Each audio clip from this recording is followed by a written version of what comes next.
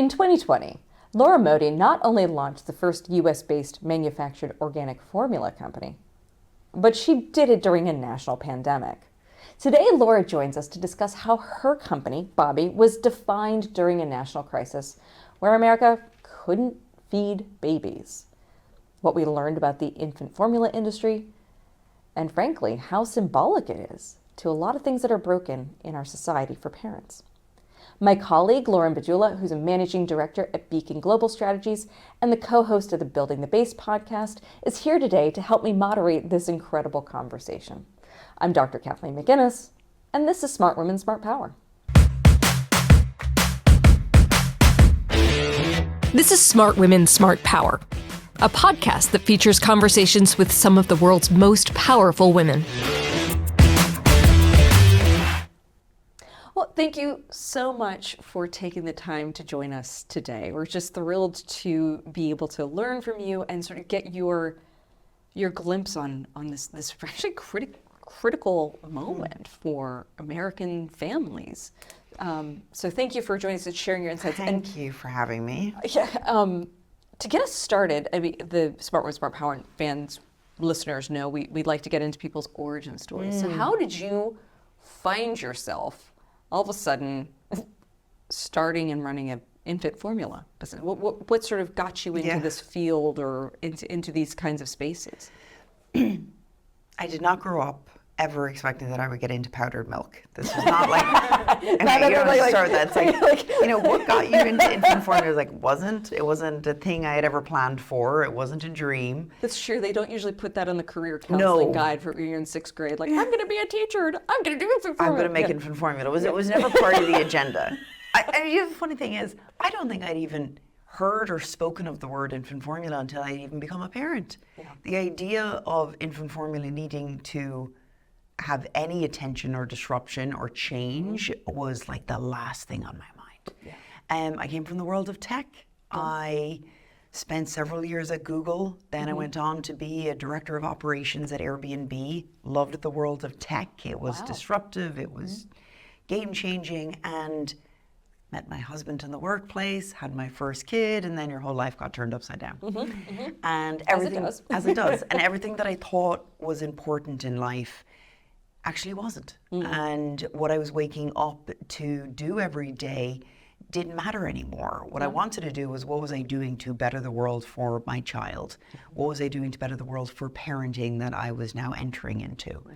And I was met with one of the first major challenges of parenting, and what I now refer to as like my disappointment era of realizing that I was completely set up to fail. I can't wait for you to unpack this, because I feel so many parents are set up for failure and it sucks. Yes.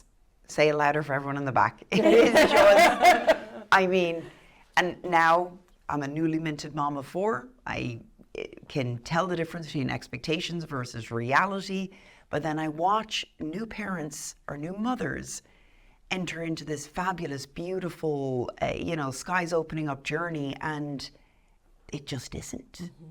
So it's less, and I've now come to the conclusion, it's less that we are failing as parents, but what we've all come to learn is society set us up to believe that we can do everything, and that's just not possible. And that happens to be the case with breastfeeding. So, Irish Catholic woman, I'm going in, I'm going to breastfeed. That's what you do. You never question it otherwise. Society has told me this. My parents have told me this. Everyone around me has told me this. Doctors have told me I should be doing this. And then I went in and I realized my body can't do this. I wasn't able to give her the full nutrition that society had told me that as a mother I was expected to do. I was failing my newborn, not nourishing her. Like, the disappointment and guilt was insane. And so for our male listeners who this conversation might be giving them the heebie-jeebies, bear with us here, because this is the perspective that we women are sharing more and more with each other, and we need men to understand it more, right? That this issue about breastfeeding is so problematic for some. As I was in the same position, I couldn't produce, right?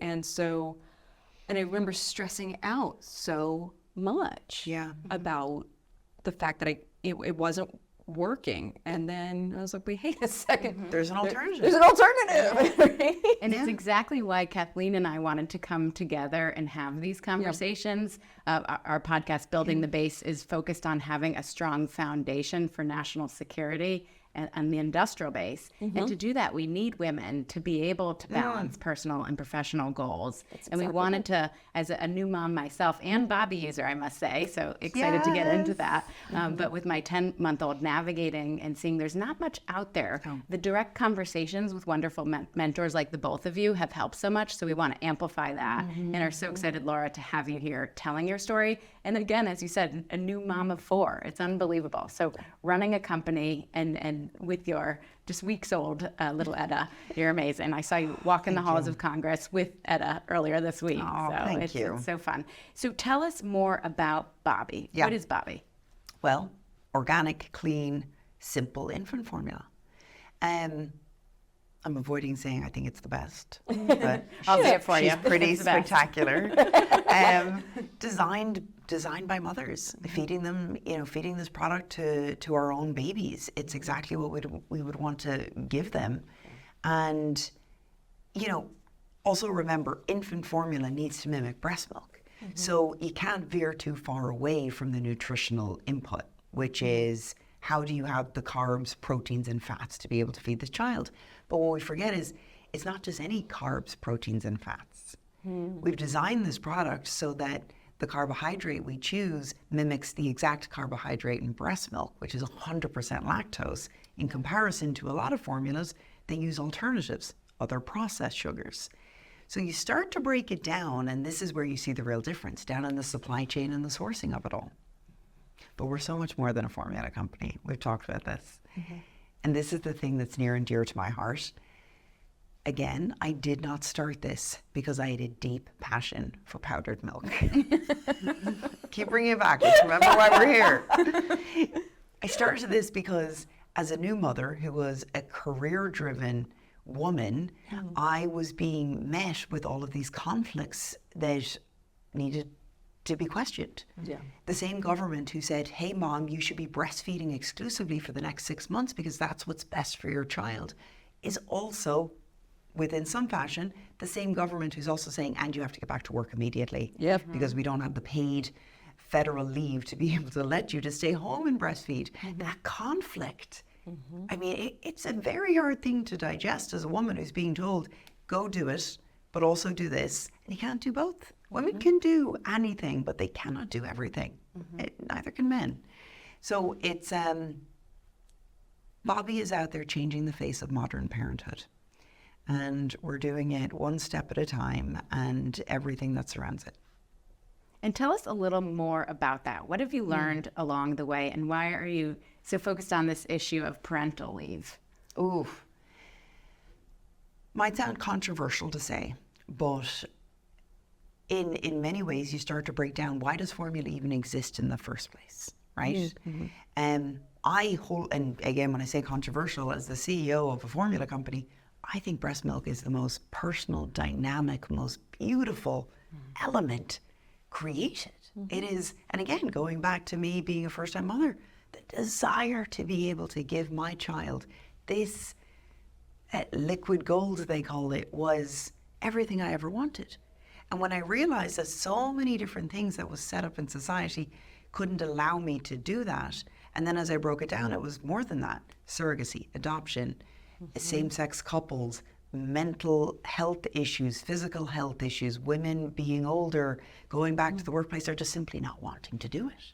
There were so many other reasons. But one of those was the fact that many women were not able to turn to breastfeeding because there was no leave to be able to do so. And then what you can also hear in my accent is that I'm not from the US. I grew up in Ireland, where I watched my cousins, my siblings, and everyone else back home have children, and then they weren't immediately forced away from their kids. They were given the paid leave to be able to bond and be with their child in a way that is only natural.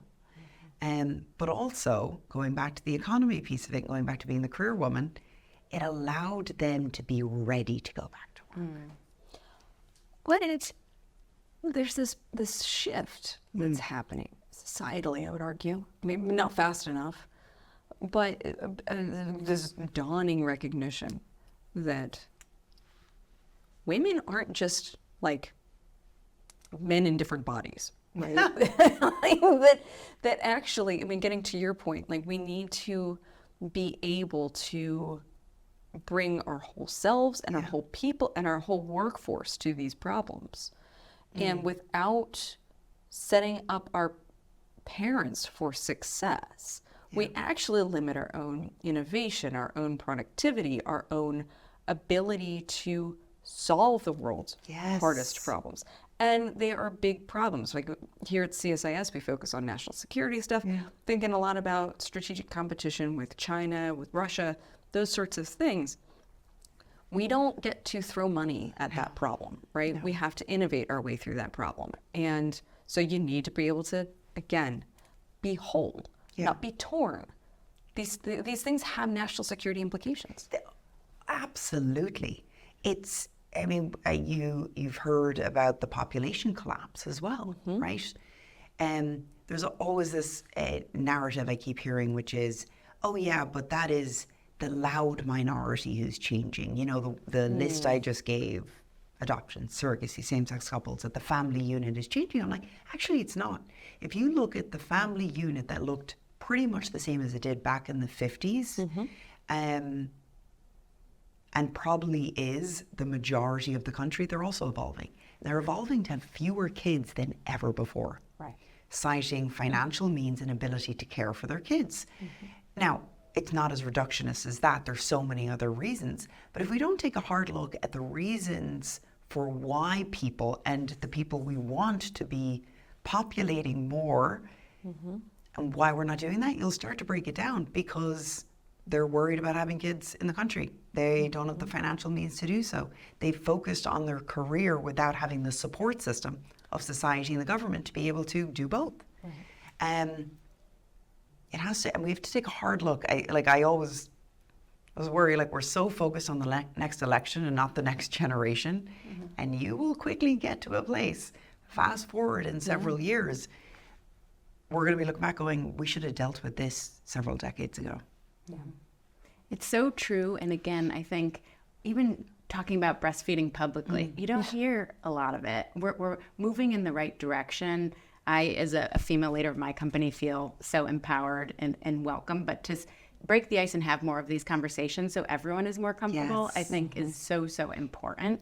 So with that said, do you have any advice to our listeners who are thinking about balance between personal and professional goals? You talked about how men and women can't do it all, but how do you do as much as you're doing and still maintain or strive for balance? Say like you women and men, but women can do anything. They just can't do everything. And so true.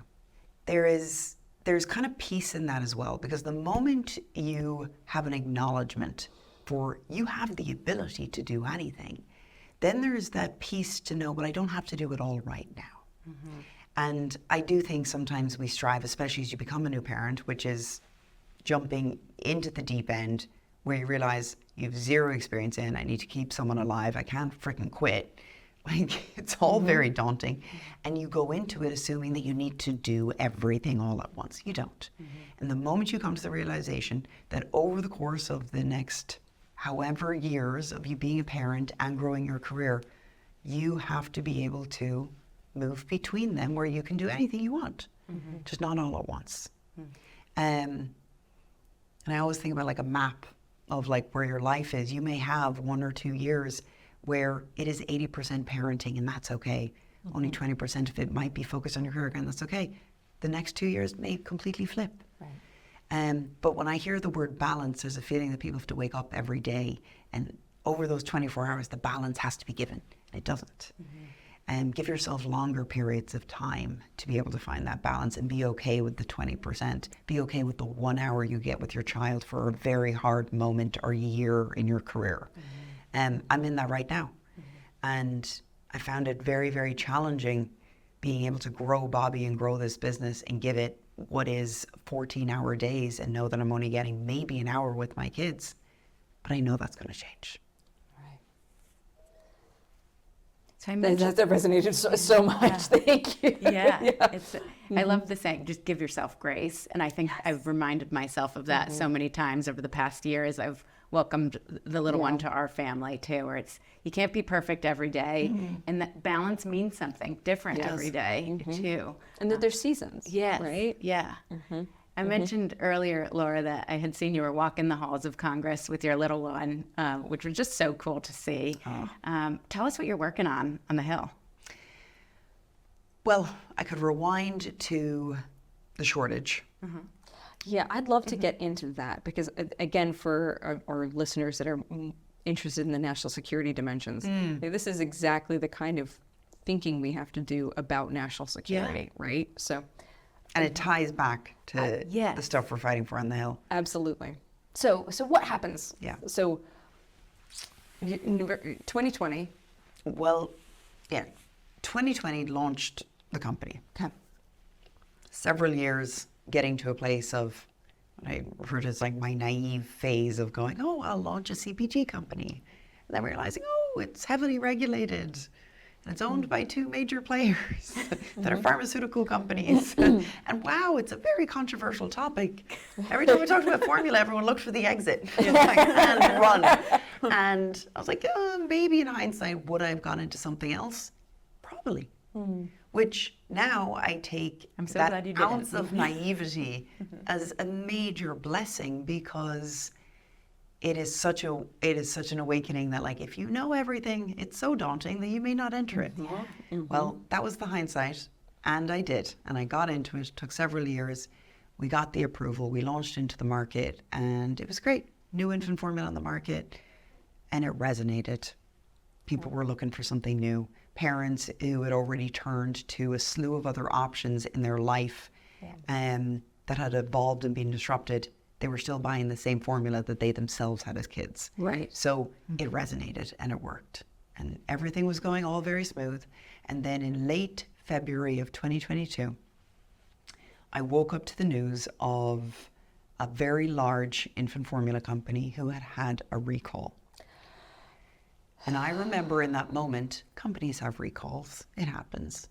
But when you are deeply studied on the industry, of which I was, and you know how big this company is and how much of the population they're serving, I remember turning to my team and saying, this is not going to be good. Right. The severity of their recall was large enough that they needed to close down the facility, of which that facility was serving, again, the largest percent of the country. Huge facilities producing large quantities of product. And to be very honest, they in the country and all of us in the industry, I point fingers to everyone, we became complacent to the dangers of two companies owning an essential good. Preach. I mean, because it was that moment of, Ricky, hang on a second, this is such a critical dependency. And we have no redundancy here? We've got no depth? Are you kidding me? No. And so when we, again, go back to national security dorkery, when we think about, resilience plans relative to a war with Russia or China, like these terrible, scary things, like if we don't have this kind of depth and redundancy and stockpiling within our system here, we are profoundly screwed before we even start. So just to put a fire point on it. And I love that, because then you start going, well, why doesn't the national stockpile have infant formula? Yeah. Was there not a woman sitting at the table when we were determining the laundry list that was on that shopping list of what would be in there? Maybe not. Did we just ignore infant formula because of its dirty, controversial nature of something that we don't actually want to have, but we need to have in society? You start to break down all the reasons. And for the first time, a light was shone on this product. But I think even greater than that, it was a light that was actually showing the gaps and holes for what this product represented, who owned the market, why didn't we see new players come in, how it was being regulated in the right way, but also the wrong ways. you break it down, it is the most perfect documentary. You heard it here first. It is, you know, the milk wars of just what happened here. And again, I really want to underscore this. I'm pointing fingers to everyone. Yeah. You know, I'm the CEO of an infant formula company. You know, I take just as much responsibility for looking at this and going, well, how are we in this position? Like, and it's very simple. It's not a complicated reason. It's just, we've just allowed two companies to own the market wholeheartedly, and no one has said, in the scenario by which one goes down, how are we going to feed the country? Didn't happen. And you may have noticed, I mean, at the time, and it was so heartbreaking as parents and mothers, you'll know this, people would go to Twitter and they were like, well, mothers should just breastfeed then. so then it brought back the feeding wars, and you're like, well, hold on, it's not about that. But also they can't. Right. Exactly. Like, let's not go back to, you know, the beginning of the story here. This is, there's many reasons why infant formula needs to exist, and it should be high quality, and for God's sake, it should be available. Right. If you were driving to a store, they should be able to buy food to feed their baby. We are America. It's a first world country. What are we doing? And it was heartbreaking to see the President of the United States get on screen and say, America can't feed babies. So here's what we're going to do. We're going to fly in formula, milk from overseas. We're going to use our military service to feed our country. We're not going to do it once. We're going to do it 23 times. yeah. Well, and again, like when we think about, you know, like the military, the Department of Defense is always thinking about the kinds of missions it needs to be prepared to do. And then having, I'm pretty sure they weren't thinking about, you know, milk powder either. No. So in sort of designing the mission set. And so it's thinking about these kinds of issues within that national security more holistically is so critically important, because if we don't, the military is going to get tied with it. That's how it always happens. And the cost to just fix what happened then, and the Band-Aid that was put in place, should have been something that was part and baked into a solution of redundancy from the beginning. Right. I mean, you could do an entire conversation or episode just on what happened during the shortage. And the gist of it is, what it kind of became for Bobbie was, I remember in that moment thinking, this crisis could be the end of our business, or it could be the thing that catapults us forward. And I remember a lot of people turning around and they would say, but this must be great for growth because that company can't sell products, so you should be able to sell products. I was like, it's not great. It's like, yes, overnight, our customer count doubled because everyone was looking for infant formula. But this is food. We ran out of it as well.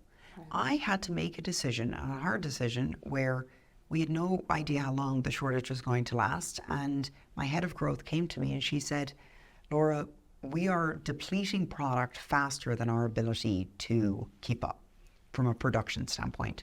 So we have a choice. If we want to guarantee that we have enough infant formula to serve all of your subscribers who have made a commitment, they joined 3 months ago, 8 months ago, and they want to know that you have enough product to feed them, we have to stop growing the business. Wow. So I shut down the website. Wow. And, you know, at the time, it's like COVID, where you've no idea how long this is going to last. This might be over in 2 weeks. Like, this feels a bit dramatic. We shouldn't do it. It might be 2 months. Who knows? But in that moment, I took off my CEO hat. I became a mother, and I thought, I would not want to be in a position where I thought the product I'm feeding my baby might run out. So unfortunately, we can't bring on new people, but I don't want to do that to our current customers. And we had to turn it off for 7 months of 2022. Wow. Our wait list grew, and in that moment, it became very clear that we have done everything we can to serve our current customers, but what are we doing to make sure that we're actually solving this solution? And it came down to one simple solution, which was the country needs more manufacturers. So I came out and we made a public commitment to invest $100 million over the next few years into rebuilding manufacturing. And we made the commitment, and then we got to work on it. We did two things. We went to go find manufacturing, whether we would retrofit or rebuild or buy a facility and turn it into something that could make infant formula. And we did that. Wow. So it took the guts of 10 months, and in August of 2023.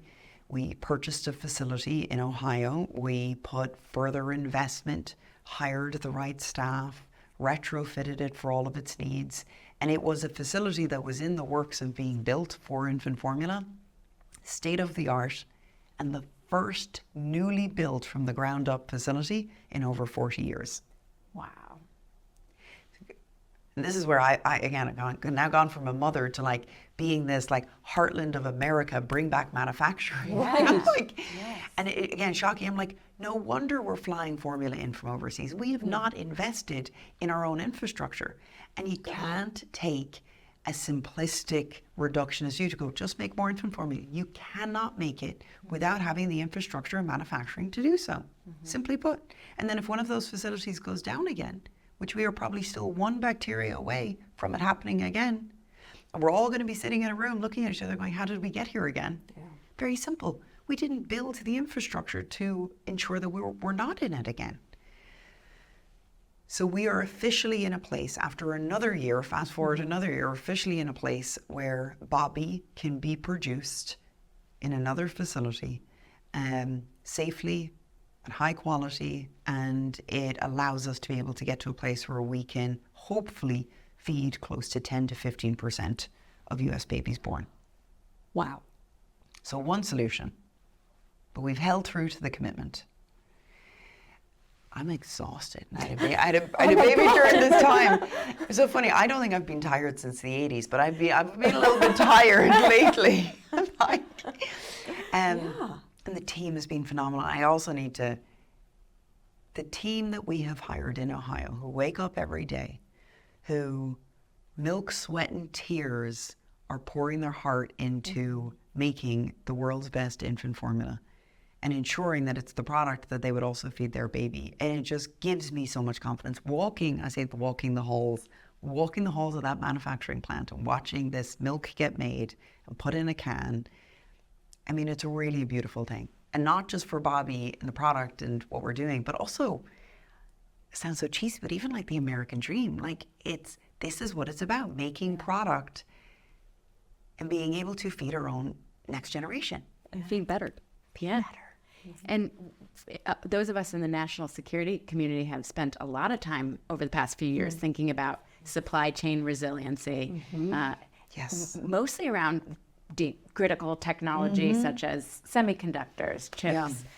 We're not thinking about this issue, and you've quietly strengthened our economic security around it as well. The jobs you're creating, shoring up manufacturing of something so critical, and feeding our next generation, and as Kathleen said, in a smarter way too. I mean, we're proud of making steel, we're proud of making cars, that's the American way, but we should be proud of being able to feed our babies.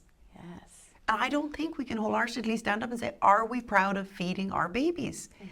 We're not. So hence we kind of wave the white flag and we say, hey, other country, can you please give us some food? Because like, that's crazy. I love this conversation so much because it's reminding me, and hopefully our viewers and listeners, that how we think about national security has to be different. It is not bombers and tanks and widgets and stuff. It's all very important. But we must take, moving forward, we must take a more holistic view of what it means to be secure in this nation. Otherwise, we are putting ourselves at so much risk. So much. Unnecessarily. Yeah. And again, let's not allow complacency to be the enemy again, which is, it's very easy to go, oh, shelves are stocked again. We're good. And you mentioned walking the halls of Congress. In addition to getting our own facility up and running and unlocked, we've also said, well, what can we do to be a very loud voice to see that there's more Bobbies that exist? Again, controversial as a CEO of a company. I was like, I don't want to actually serve more than 10 to 15% because we should see multiple companies being able to feed this population. And that is what we need from next generation businesses and leaders who can say, well, what does actually a healthy industry look like? And how do I contribute to that healthy industry? And, you know, tech should be looking at this. All other industries should be looking at the way that this should be happening. But we have co-created a bill alongside Senator Casey and Congresswoman DeLauro. And the bill is essentially like the Mini CHIPS Act for infant formula. So it puts $750 million, which is pennies in comparison to everything else, aside. Well, it's really just a tax credit to support and incentivize new infant formula manufacturers. Wow. So the definition of small, to be able to come in and when I say incentivize, and I get this pushback sometimes, like, well, just getting tax credits, like that's not going to incentivize them. It's like, well, look, how many farmers, agricultural workers, or CPG facilities out there that maybe have gotten to a place where they actually need a little bit of like innovation boost. Go back to the New Deal era of the 20s of what are we doing to retrain them and get them to rethink about how they turn their dairy facility into something that now could make infant formula that the country needs. It helps them increase their entrepreneurial output, and it gives us exactly what we need in the country. So we need to get this passed.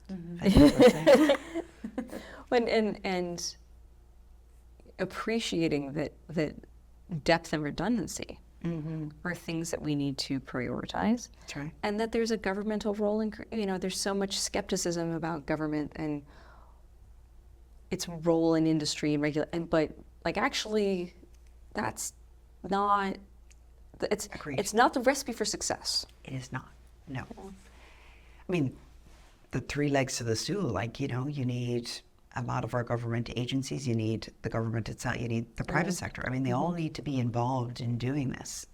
They're not sitting at opposites. I mean, they are sitting at opposites. They need to get on the same. So taking a step back and reflecting on all of this, do you feel your gender as a woman has had an impact on this, how you're running the business, how you're approaching these problems? And if so, why? And if not, why not? I am pausing because it has been a hell of a journey. 1 year, very different to the next. Yeah. Starting the company, I was 8 months pregnant with my second child. Like I could barely get out of bed when I was 8 months pregnant. And I say, like, it was like, in many ways, it was like this deep mother's frustration and passion to change this industry. But I would walk in to an investor, of which it was one after another, and instead of them seeing me as the entrepreneurial businesswoman that I was, seeing the market as an opportunity, seeing a disruption that was radically needed, they just saw this mom who had a passion project. Oh. I love the facial expressions. And everything is the way it is. Like you won't hear me speak ill about any decisions or why people may, choose what they didn't choose, which was not choosing Bobbie at the time. But what I've come to learn is we are still up against having to prove ourselves as a woman. And over the course of many years, I've gotten to a place where, like, one accomplishment, one milestone, moving up the ladder, I've been able to prove myself that fast forward 8 years later, I don't have that same reaction. So I would answer this question very differently, like, how has it been able to help me in business? It was a huge struggle on the onset. And you were pushing against perceptions and history and everything else that's baked in. But what I'm so proud of is I believe I have contributed to what is hopefully an easier journey for a future woman trying to break through another stale, male-dominated industry. And we just need more and more women to be able to do that, so that one day, we're to say, is like, my future is another woman's past. And if we have the ability to acknowledge that, then just seeing all of these moments that you get through, milestones that you hit, you're just making it better for someone else. Yeah. And to wrap up our conversation, and again, reflecting on all of this stuff, I'm very curious to how do you define power? Smart women, smart power. How do you define power? Or how do you think about it? With my kids, it's very different. In general, I'm picturing those like 4 little humans. How I get power with them is, I'm still working on it. That is they a me. fair caveat. Yeah. They work me. How do I define power? I think in the most authentic sense. And the first thing that came to mind was like self-awareness. And I think having true radical self-awareness of who you are, what you know, what you don't know, how to use your ego, how not to use your ego, how to read the room, not like that self-awareness. And everyone knows that feeling, that moment you've been in a position where you know the answer or you don't know the answer, and you know how to engage, and you know why you're in that seat and what you're there for. That feeling of like, again, that self-awareness, that is power. Oh, that's fantastic. That's incredible. Well, thank you, Laura, for sharing this, and thank you, Lauren, for co-hosting today. This has been fascinating, not just from a mother's perspective, but also from a national strategic perspective. Like, this is the kind of stuff that we need to be thinking about much more seriously and much more carefully moving forward if we are going to build the kind of world that we want to see. Let's do it. Thank you. Let's do it. Thank you, Laura. Thank you, guys. Thank you.